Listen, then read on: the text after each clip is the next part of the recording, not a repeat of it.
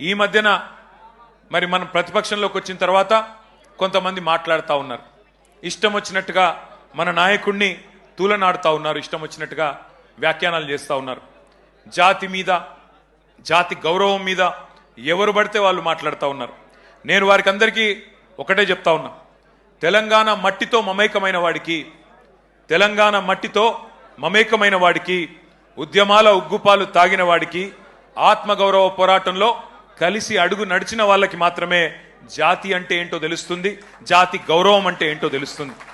సకల జనులు స్వరాష్ట్ర సమరంలో తెగించి కొట్లాడుతున్నప్పుడు, ప్రాణాలకు తెగించి మన నాయకుడు నిరాహార దీక్ష చేస్తున్నప్పుడు, సమైక్యాంధ్రవాదుల సంచులు మోసే సన్నాసులకు జాతి తెలియదు, నీతి తెలియదు, గుర్తుపెట్టుకో. లాఠీ దెబ్బలు తిన్నోళ్లకు, జైళ్లకు పోయినోళ్లకు, తుపాకులకు ఎదురుబడి నిలబడ్డోళ్లకు జాతి అంటే, జాతి అస్తిత్వం అంటే ఏంటో తెలుసు. ఉద్యమకారుల మీదికి తుపాకులు తీసుకొని ఆ రోజు దాడికి వెళ్లిన ద్రోహులకు జాతి నిర్వచనం ఎట్లా తెలుస్తుంది? రక్తంలో పౌరుషం ఉంటే, డిఎన్ఏలో ఉద్యమం ఉంటే, ఆత్మాభిమానం అనేది ఎక్కడన్నా నీ శరీరంలో ఉంటే నీకు జాతి అంటే ఏందో, జాతి చరిత్ర అంటే ఏందో తెలుస్తుంది.